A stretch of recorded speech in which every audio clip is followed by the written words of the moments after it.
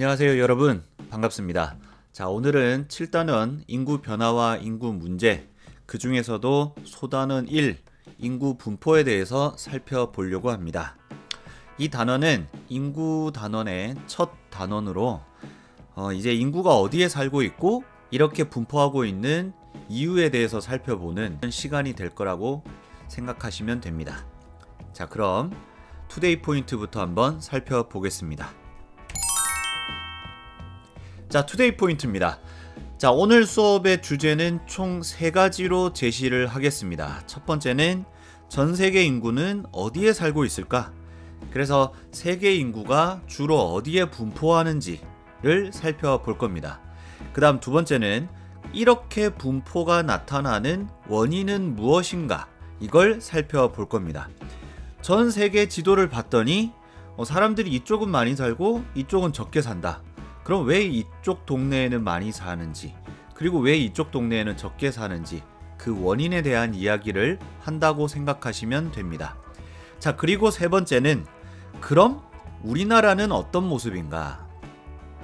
주제 1과 주제 2에서 전 세계에 대한 일반적인 이야기를 했다면 세 번째 주제에서는 우리나라 이야기를 한번 해보려고 합니다. 아무래도 우리가 살고 있는 동네니까 우리나라 이야기도 꼭 알아야 되겠죠? 자, 오늘 수업은 이렇게 3가지 주제로 진행이 됩니다. 한번 시작해 볼까요? 자, 주제 1, 2, 3을 살펴보기에 앞서서 여러분에게 간단한 질문을 하나 던지겠습니다. 여러분, 세계 인구는 몇 명인가요? 그럼 우리 동네 인구는 몇 명인가요? 자, 이 2개의 질문 중에서 여러분 어떤 질문에 더 답이 편하신가요? 선생님이 생각할 때는 여러분들이 아마도 이 질문에 더 쉽게 답하지 않았을까 싶어요.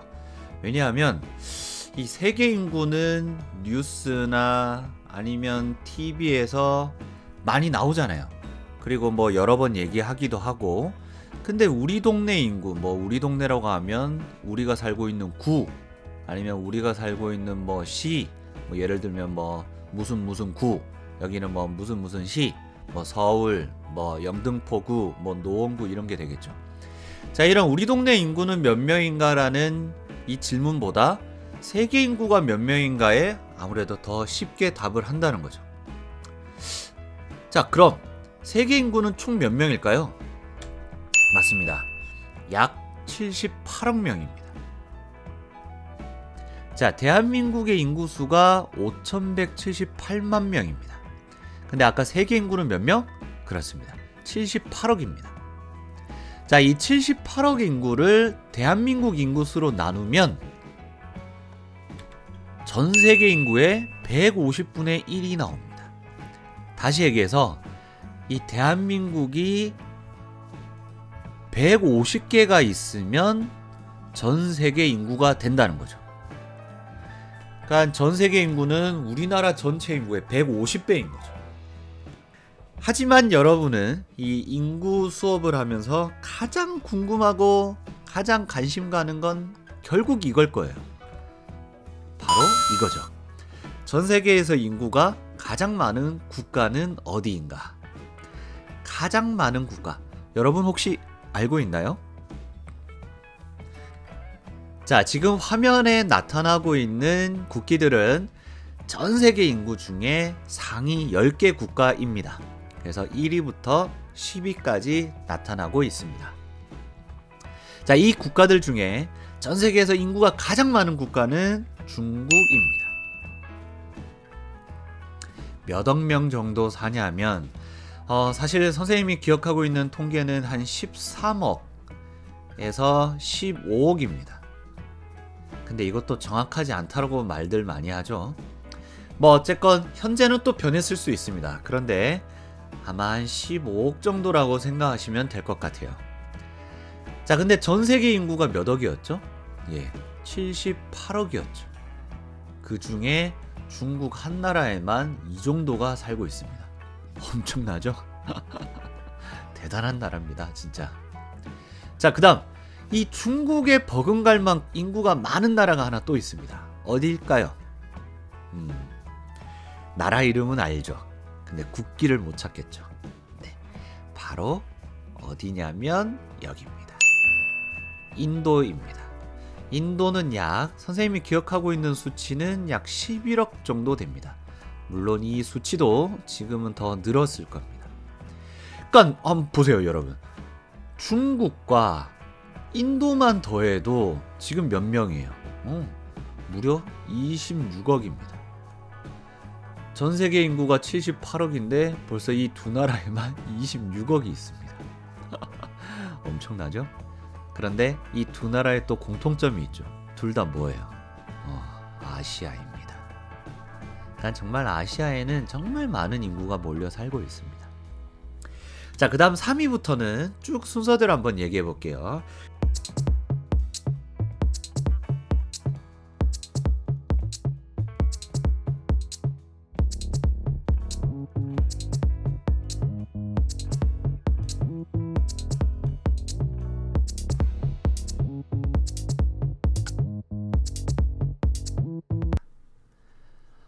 근데 여러분, 자, 그럼 우리나라는 대체 인구 전체적으로 보면 몇 위냐? 우리나라는 28위 정도 된다고 합니다. 전 세계에 있는 국가가 200개가 넘으니까 28위 정도면 낮은 순위는 아니지만 그래도 여기 화면에 보이는 국가들에 비하면 참 적죠? 생각해보세요. 중국보다 우리는 무려 30분의 1입니다. 엄청납니다, 여러분. 자, 어쨌건 이렇게 여러 나라에서, 그리고 이런 10개 나라에서 전 세계 인구의 거의 대부분이 살고 있다, 많은 인구가 살고 있다 라고 생각을 하면서 오늘 수업 주제로 바로 넘어가겠습니다. 자, 주제 1입니다. 세계 인구는 어디에 살고 있을까? 이건 방금 다 얘기한 거 아니에요? 방금 그 10개 나라에 거의 대부분 살고 있잖아요. 중국, 인도만 합쳐도 25억, 그리고 나머지 8개 국가도 1억 이상씩 살고 있으니까 그것만 더해도 30억에서 40억. 벌써 다 끝났네요, 선생님. 그 10개 나라만 외우면 되는 거 아닌가요?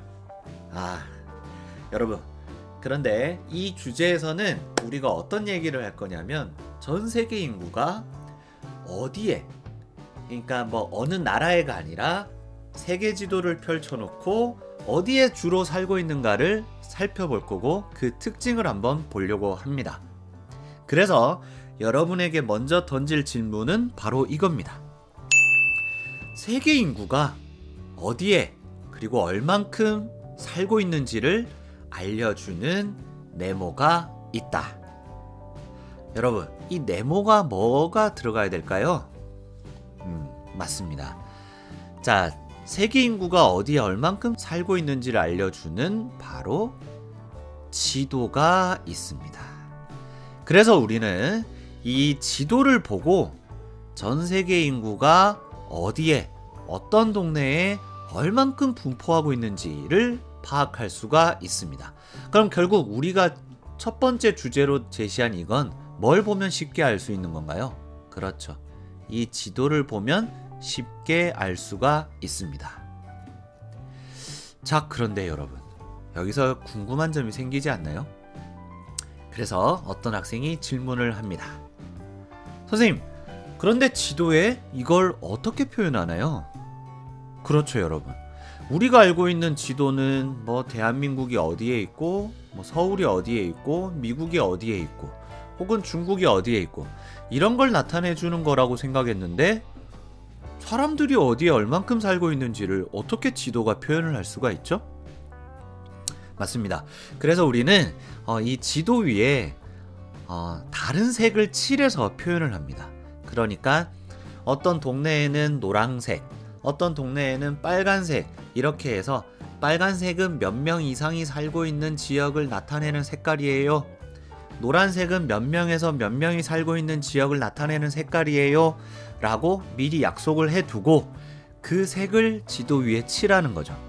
그럼 우리는 그 지도를 보고 이 색깔이 칠해져 있다는 건 이 지역에 이 정도 사람이 살고 있구나 라는 걸 알 수 있는 거예요. 우리는 이렇게 지도 위에 통계 자료를 표현한 이러한 지도들을 우리는 통계지도 혹은 주제도라고 부릅니다. 다 여러분 배운 거 기억나나요? 자, 그런데 또 궁금증이 생기죠. 그래서 학생이 이렇게 질문을 던집니다. 그럼 선생님, 색깔이 엄청 여러 종류가 필요하겠네요? 그러네요. 선생님도 지금 생각해보니까 그렇네요. 전세계 인구가 뭐 몇억 명에서부터 뭐 몇천 명, 몇만 명까지 다양한데, 그러면 색깔의 종류가 엄청 많이 필요하겠네요. 이걸 다 일일이 표현해 주려면? 그러면 우리가 여기서 내릴 수 있는 결론이 있죠. 그러면 세계 인구 수를 바로 지도에 표현하는 건 가능할까요? 불가능할까요? 이건 불가능하겠구나. 그렇다면 인구수 말고 어떤 자료를 가지고 세계 인구가 어디에 얼만큼 살고 있는지를 표현할 수 있을까요? 바로 우리는 인구 밀도라는 개념을 사용하게 됩니다. 인구 밀도라는 수치로 표현되는 이 자료를 가지고 얼마에서 얼마까지는 뭐 연한 노란색, 또 얼마에서 얼마까지는 더 진한 노란색, 그리고 또 얼마에서 얼마까지는 더 매우 진한 노란색, 이렇게 해서 세계 지도에 이렇게 표현을 해주는 거죠. 그럼 우리는 그걸 보면서 이 지역은 매우 진한 색이네? 그럼 인구 밀도가 매우 높구나. 이 지역은 연한 노란색이네? 그러면 여기는 인구 밀도가 낮구나. 이렇게 생각을 할 수가 있는 거예요. 알겠나요, 여러분? 그러면 이 인구 밀도라는 수치는 인구 수만큼 다양한 범위를 갖고 있지 않기 때문에 이거는 색깔이 여러 개 필요하진 않아요. 그래서 우리는 세계 인구가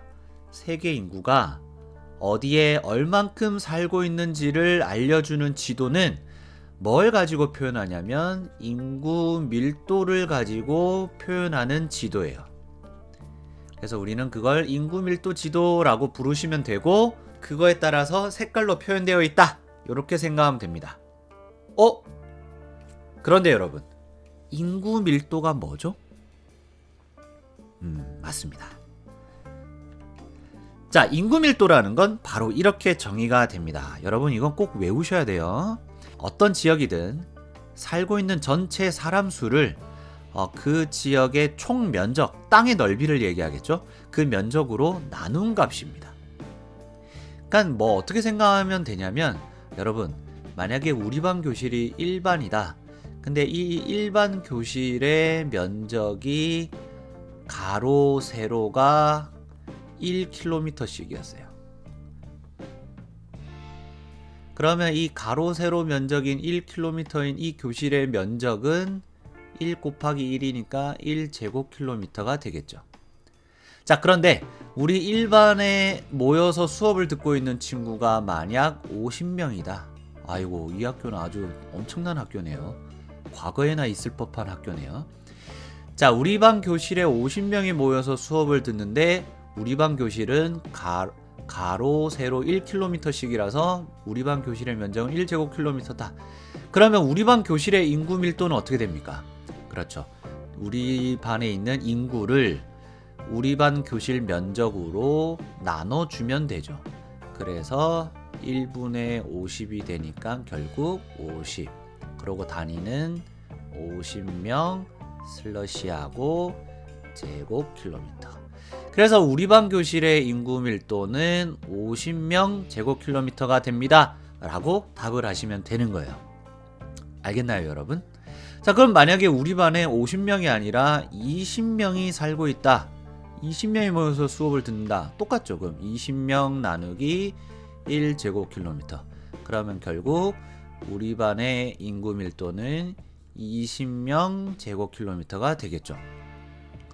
알겠나요, 여러분? 자, 그런데 우리나라 서울의 이 인구 밀도가 이렇다고 합니다, 여러분. 16,604명 제곱킬로미터. 자, 그럼 이건 이제 어떻게 해석이 될까요? 그렇죠. 1제곱킬로미터라는 면적에 몇 명이 모여 살고 있다는 거예요. 그렇죠. 16,000명 가량이 모여 살고 있다라는 뜻이 됩니다. 이거 여러분 인구 밀도 치고 매우 높은 겁니다, 여러분. 요거는 나중에 또 얘기할 거니까 여기는 여기까지만 하고 그럼 정리해 볼까요? 자, 어쨌건 전 세계 인구가 어디에 얼만큼 살고 있는지를 알려주는 지도는 보통 인구 밀도 지도를 사용하는데, 인구 밀도는 뭐다? 총 인구를 총 면적으로 나눠준 값을 인구 밀도라고 한다 라고 생각하시면 됩니다. 자, 그럼 이렇게 인구 밀도 지도를 한번 살펴보겠습니다. 자, 그럼 이 지도를 통해서 드디어 우리가 이제 주제 1번을 한번 해결해 보겠습니다. 자, 여러분 그냥 인구 밀도 이 지도를 보면서 감을 한번 느껴보세요. 자, 여기 범례를 보시면 이렇게 아래쪽으로 갈수록 인구 밀도가 높은 거예요, 여러분. 그러니까 빨간색으로 표현된 곳은 인구 밀도가 매우 높은 거고, 그 다음 이걸 무슨 색이라고 얘기해야 될까요?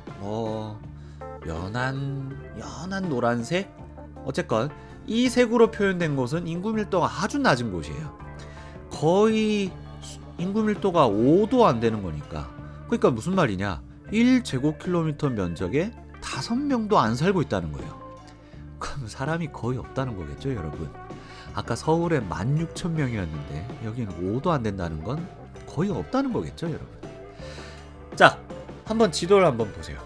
주로 어디가 매우 진한 갈색이거나 빨간색이 보이나요? 그쵸, 여러분. 와, 여기 어마어마하죠? 그 다음 여기 엄청나고요. 그 다음 여기도 많고요. 여기도 많네요.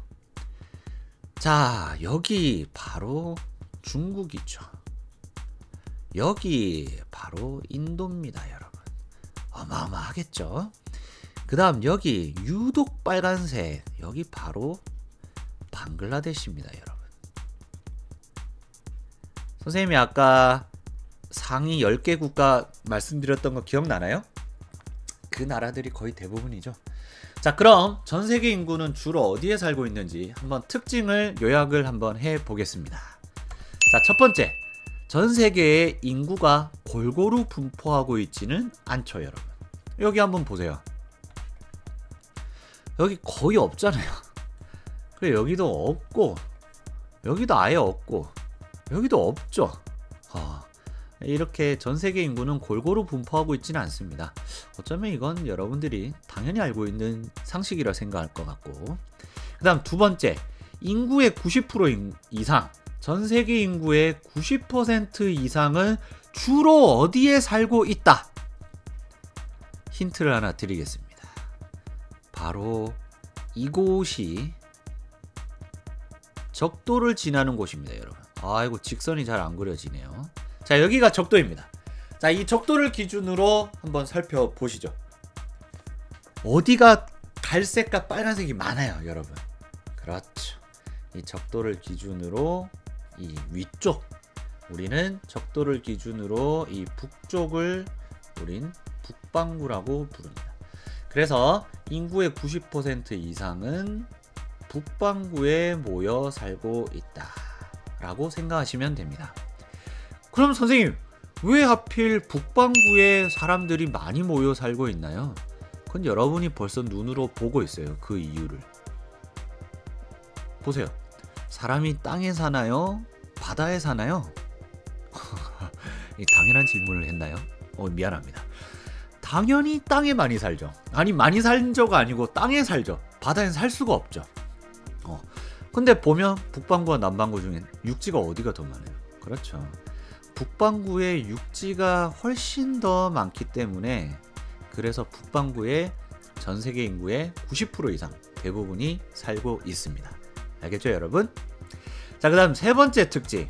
세 번째는 북반구였으니까, 자, 북쪽 위도 20도에서 40도 사이의 인구 밀도가 높다. 요 지역, 요런 지역이 거의 다 20도에서 40도 사이라고 생각하시면 됩니다. 요 동네가 다 20도에서 40도 사이라고 생각하시면 돼요. 그래서 이 지역의 인구 밀도가 매우 높다. 그 이유는 뭐냐? 이건 기후가 좋아서 그래요. 특히 이 기온이 따뜻해서 춥지 않아서 사람들이 많이 몰려 사는 거죠. 자, 그래서 한번 정리해 보겠습니다. 전 세계 인구는 주로 어디에 어떤 형태로 분포하고 있느냐? 골고루 분포하고 있진 않다. 그 다음 인구의 90% 이상은 어디에 살고 있다? 맞아요. 북반구에 살고 있다. 그 다음 북쪽 중에서도 위도 20도와 40도 사이에 인구 밀도가 높다. 그 이유는 기온이 따뜻해서다 라고 하시면 되겠습니다.